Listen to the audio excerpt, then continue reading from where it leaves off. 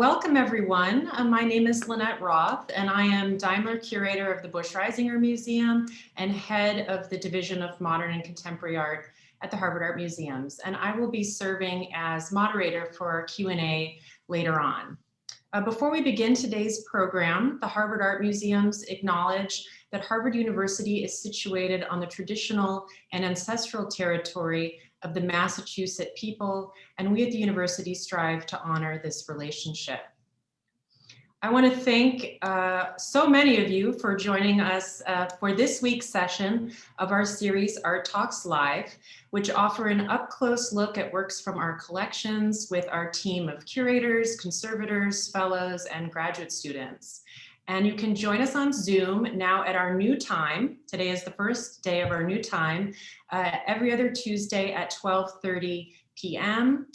For these short interactive talks. And in these talks, as many of you know, we investigate artist materials and techniques, reveal our latest discoveries, offer a fresh look at old favorites, and explore big ideas using the collections of the Harvard Art Museums. So just a few logistics before we begin. As I'm sure many of you are now familiar, we are using the webinar format in Zoom. So please submit your brief questions in the Q&A box, which you should be able to access at the bottom of your screen.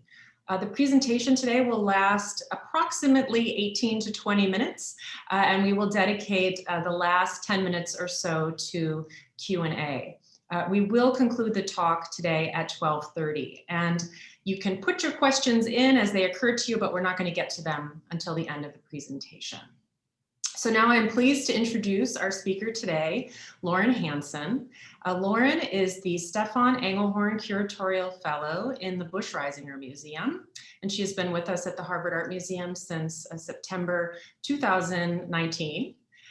She is a specialist in modern and contemporary art from Germany and the United States, focusing on visual cultures in the post-war period, artistic networks of exchange, and 20th century curatorial practices.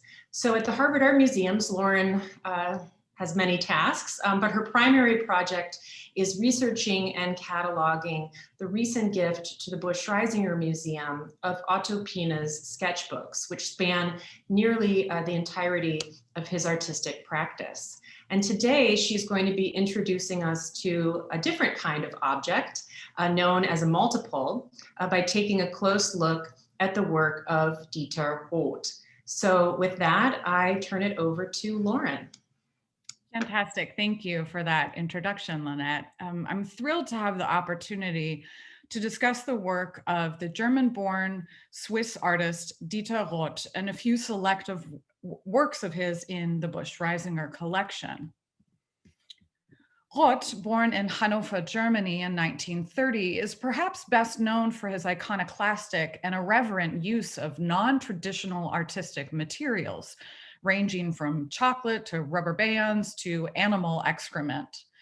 Every convention was meant to be subverted and every rule was meant to be broken in the world of Roth, whose artistic output included explorations of poetry and graphic art, artist books, drawings, prints and paintings, film and television, assemblage and installation, and performance and participatory art. This rapid fire overview, including works from other museum and private collections, is just a small sampling of his prolific body of work, and hopefully begins to give you a sense of his propensity for chaos, clutter, accumulation, as he appropriated and tested almost every kind of avant-garde art practice. But today, rather than address Roth's fascinating and multivalent artistic career as a whole, I'd like to focus on a few works in our collection that Roth categorized as decay objects. In the 1960s, Roth began incorporating processes of decomposition innate to organic materials into his works of art, creating a group of works that he would later refer to as his decay objects, works which, like Chocolate Lion, Self-Portrait as a Lion, Pocket Room, and Bunny Droppings Bunny, Shit Hair, incorporated edible and ephemeral materials such as chocolate and fruit and excrement into his compositions. These decay objects were frequently created in additions and what is often referred to as an artist's multiple. Although for centuries, of course, artists have been creating multiple examples of a work of art, reproductions, whether through casting a sculpture in bronze or through various printmaking techniques. The term multiple, likely invented by the artists Jean Tinguely and Agam in the 1950s, refers to the very large, effectively or potentially unlimited editions of works, which could be sold very cheaply, often made using industrial or commercial processes, and were distinguished from traditional reproduction methods in their unconventional approach to materials, or even the use of found objects or easily purchased objects. This small object, recently acquired as a part of a gift from Doretta Hillebrand-Stab of nearly 50 works by major figures in post-war German art, is a prime example of Roth's multiples. In 1968, pioneering publisher Wolfgang Fielisch of Weiss Versand approached Roth and commissioned an unlimited multiple to be sold at low cost through mail order. Roth's response was pocket room, consisting of a plastic carrying case, the kind that would have once held a deck of cards, containing a rubber stamped image of a small object, a line rendering of what seems to be a four-legged table. Hovering atop the stamped image is a blob covered in what seems to be the fur of fungal matter, and which is in fact mold growing on what was once a fresh slice of banana, all housed inside a cardboard case, reminiscent of an archival storage box, which you see here. The work bears the artist's signature. It's a bit obscured by the glare in this photograph, but you see DR and is dated 69. It's a small, authentic work of art that almost anyone could collect. In 1969, Fielisch and Roth began producing, selling, and advertising this little object, which you see in this advertisement, as well as this advertisement from 1969, alongside multiples by other artists in our collection like Beuys and Filiu, Wolf-Forstel. You can see that the banana slice was still relatively fresh then and available for 8 German marks. At the time, about $4 or about $28 in today's purchasing power. This representation and partial literalization of food on a table seems to be Roth's play on and wink at a traditional Western art form, the still life painting. The table, rendered using an intuitive rather than a mathematically precise linear perspective, within a transparent 3-dimensional container, enhances the sense of depth in the stamped print, further emphasized by the physical and material presence of the banana slice. Thus, this multiple becomes a kind of miniaturized room, a container for a work that plays with real and representational space, and that could easily fit inside a pocket. And so we have pocket room. Roth's use of foodstuff as an artistic material was a deliberate choice to explore how to render time and the aging process that accompanies the relentless march of time visible. He welcomed the inevitable decomposition of multiples like pocket room, rejecting conventional aesthetics to embrace destruction, decay, and the undoing of physical material. Indeed, Roth espoused the belief that works of art should change like man himself, grow old and die. Harnessing the progression of decay, Roth also uses the banana to subvert the idea of the artist's unique hand or singular, erratic work of art. As in this case, each multiple itself generates singularity. It is not the artist who makes each edition of this multiple unique, but rather the variable states of decay in each pocket room, dependent upon the conditions like humidity, light, temperature, the presence of pests, in which each collector houses, stores, and/or displays the multiple. You can see this evident in these examples from collections around Europe, based on the deterioration of the banana slice and the amounts of mold that formed in each. If no materials or themes were too sacred for Roth to approach with irony and humor, certainly his own sense of self was not exempt from his sardonic viewpoint. His irreverent approach as an artist extended to his many self-portraits, one of which you see here. Roth did not approach the self-portrait as the old masters of Western art history did. Think Dürer and Rembrandt, whose work you see here. In the atomic age, in the post-Holocaust world, Roth was not interested in a presentation of self as an esteemed intellect or a genius worthy of celebration for his talents. His self-portraits are instead embodied instances of self-deprecation, as with this multiple, the chocolate lion or self-portrait as lion, one that seems an attempt to eradicate the ego. Roth imagines himself as a lion that is not particularly ferocious or intimidating, but seems kind of cute with its round edges and relaxed pose. Roth selects chocolate for this self-portrait to accelerate and make evident the processes of mutability and eventual decay. As chocolate ages, its color on the surface often changes, and in higher temperatures, the fat in the chocolate emerges to the surface, creating kind of a white, chalky appearance. And in higher humidity, the moisture can also affect the appearance and condition of this edible material. We know processed chocolate to be a material for consumption, not one for preservation and longevity. And so the chocolate lion may not bear any naturalistic likeness to the artist, but it does manifest the truth of his body, that it will age, deteriorate, and eventually turn to dust. To give you a sense of scale, I've included an installation shot of the chocolate lion installed next to the shit hair in an exhibition at the Busch-Reisinger from 2001. In thinking about these objects, in particular the shit hair in proximity to the relationship and in relationship to the chocolate lion, I've been thinking about how Roth's decay objects might relate to the notion of the uncanny and the abject.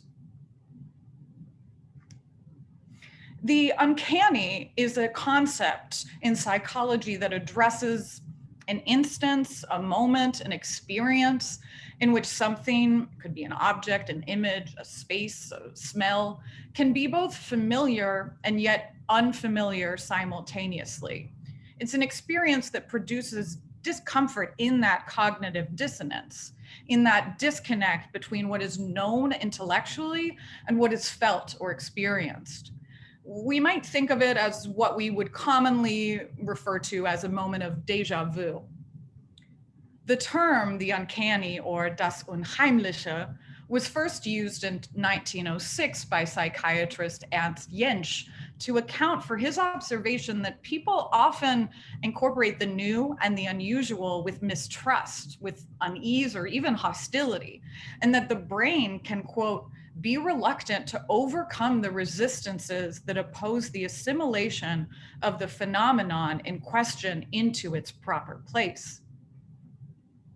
In 1919, Sigmund Freud wrote The Uncanny, further developing this concept, distinguishing das Heimliche, the canny, from das Unheimliche.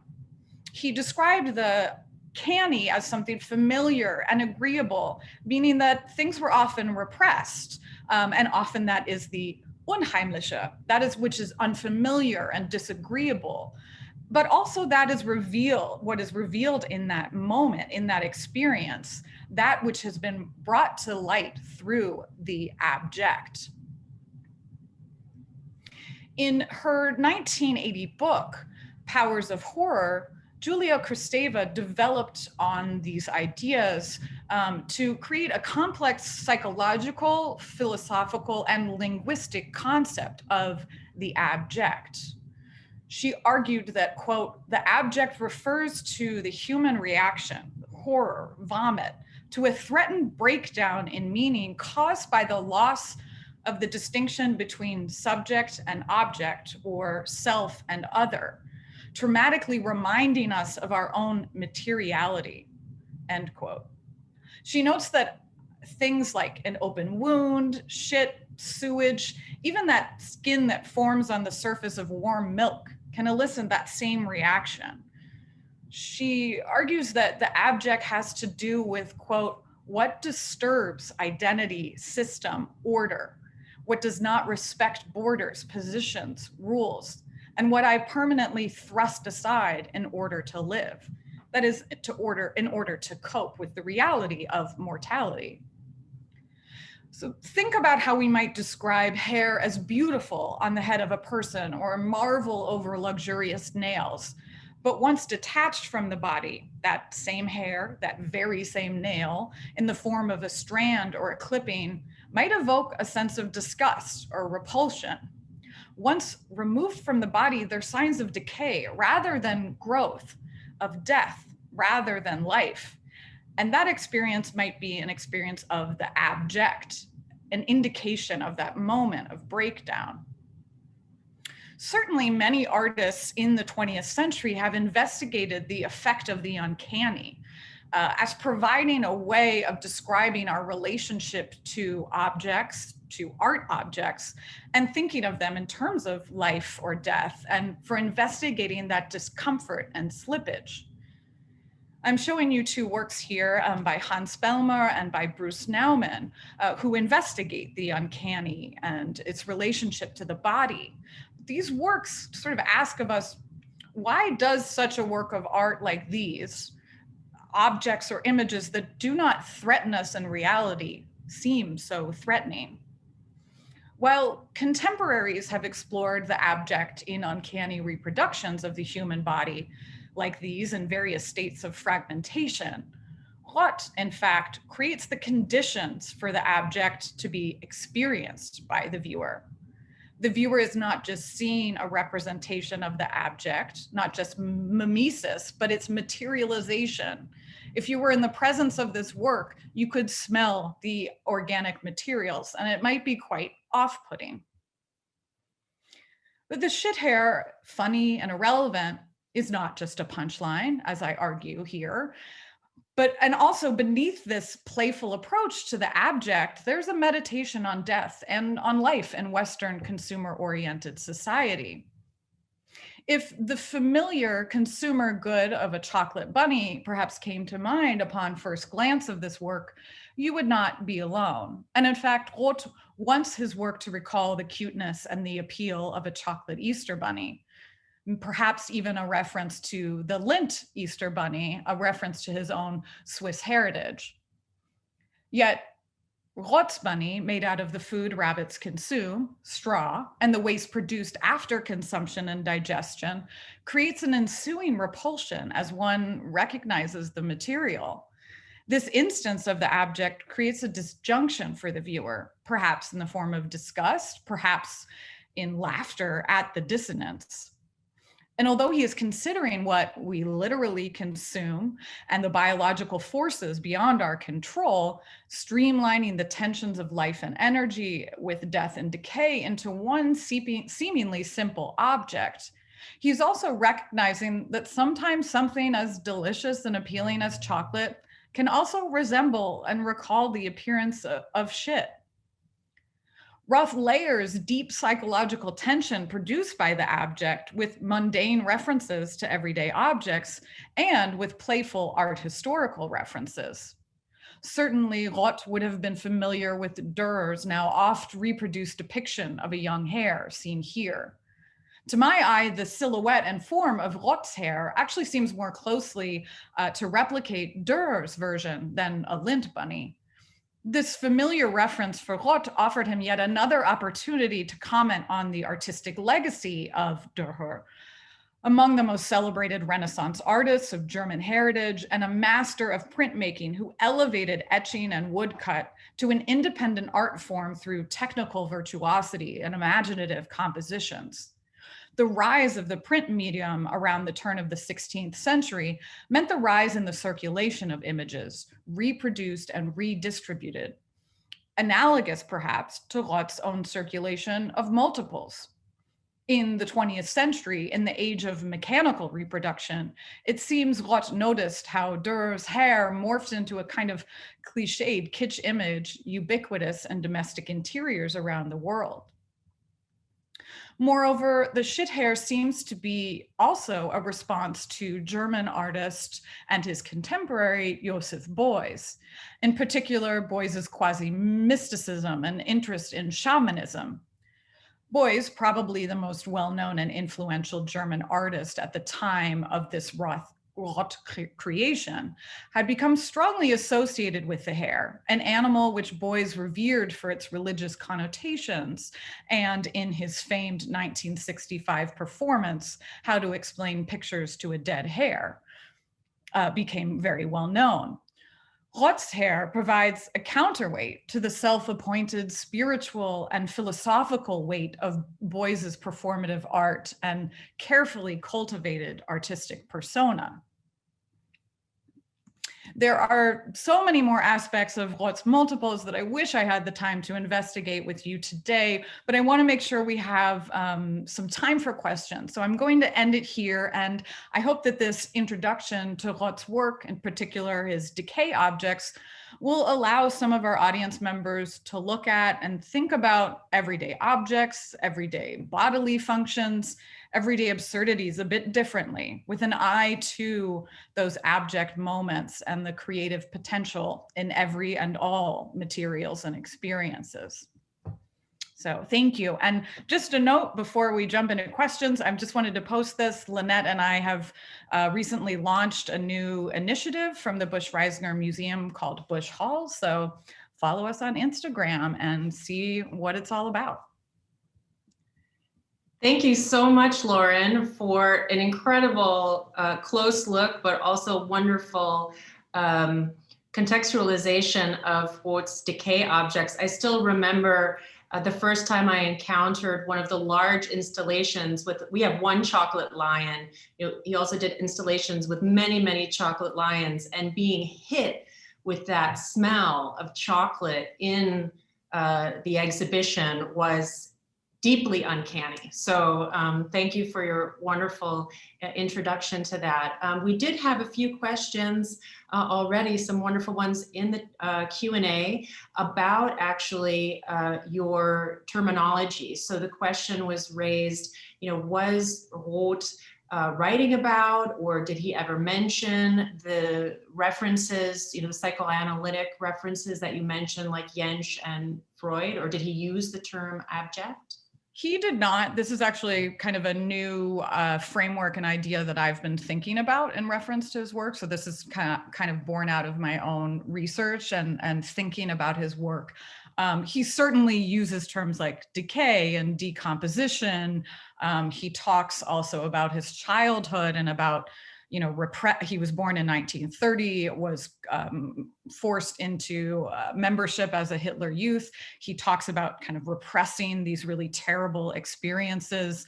And so I have developed this abject concept out of, my own reading of the work.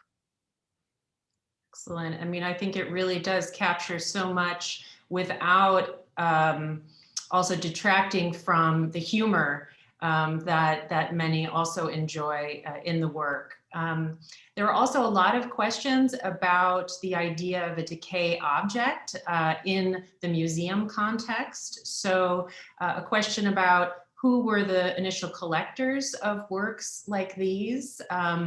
Were museums initially reluctant to collect them, and how do we deal with them in the museum today? So yeah, certainly what could also be, his work could be interpreted as a kind of institutional critique.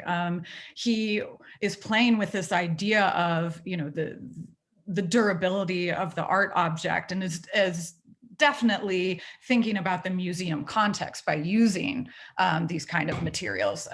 Although I would not necessarily agree with him, he says that he thinks of museums as kind of funeral parlors, like where art goes to die. And so he's definitely playing with that. Museums later collect his work, and certainly his work poses a challenge to conservators. But he has also acknowledged that he knows that the process of decay and composition will be slowed down by museums. He knows that that will happen, and accepts that to a certain degree, but he still is using materials that would degrade faster than your bronzes or your oil paints, et cetera. And certainly in our museum, we keep the shit hair is kept in cold storage. So in order to regulate the temperature and the humidity, these objects are kept in careful storage that our conservators have looked at. The chocolate is kept in conditions that it won't form that bloom as quickly. And when these objects go on display, unfortunately, they would be placed in vitrines, and you wouldn't get necessarily that same sort of olfactory, sensory experience. So there are certain things that have to be done in the museum context to keep these works for viewers for longer than they might otherwise. And I should add, it's always an ongoing conversation between the curators and the conservators. And at the Harvard Art Museums, we actually have an internal group, which we call the Time-Based and New Media Group, that actually addresses exactly these challenges, even often before we acquire a work of art. And again, the artist's intent is also taken into consideration. But at the end of the day, we are a museum who hopes to preserve to a certain extent for future generations. We have a lot of poop related questions. I should also apologize for those who were joking in the chat about the timing of this talk at lunch. Sorry about that. But lots of interest in poop. What is just asking you to think about, why does that repulse you? Why is this abject? So yes, I guess apologies, but also kind of the point. One of them came from one of our child participants who brings up the excellent point that bunnies eat their own poop. So could this add another layer of interpretation? Yeah, I mean, that's quite interesting. And if you think about, I have not thought of that, but if you think about Beuys and his use of the hair and his performances, he's using the hair for sort of religious connotations often, and in particular relationship to the Catholic Church and representations of the hair. So maybe there you could think about something in terms of like eating the body of Christ or eating the self, this kind of cyclical process. That could be part of the reason he chose a bunny rather than any other animal, rather than a dog, which I know some people have to train their dogs not to eat their own feces as well. So this is a thing we see as a very like an animalistic behavior.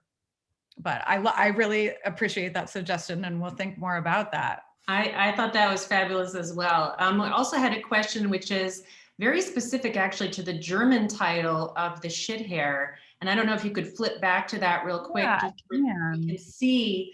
The question is whether his lengthy Karnicke, Karnicke, the Kaka, could actually refer also to the German word for poop, Kaka. Yeah, I think that's actually a really great way on picking up on the sound. And we also know that Roth was very interested in language. He wrote sound poetry, concrete poetry. So I think that's an excellent point, and really appreciate whoever pointed that out, because that is definitely part of Roth's thinking, I would imagine. Well, we have lots of other wonderful questions and comments, many about conservation and relationship also to composting and sustainable farming. So we will definitely save this chat for Lauren. And I thank everyone for all of your wonderful comments today and for participating in our art talk. Well, thank live. you. And maybe we'll have to do a follow-up on Roth with one of our conservators, with Angela or Haddon, who could speak a little bit more to those aspects that seem quite interesting to our audience. Yes, that's a great idea, Lauren. I just want to remind everyone that you were going to receive a short survey afterwards, so please take the time to complete that. And I hope you will join us, actually not in 2 weeks, but in 3 weeks on Tuesday, February 23rd for our next Art Talk Live.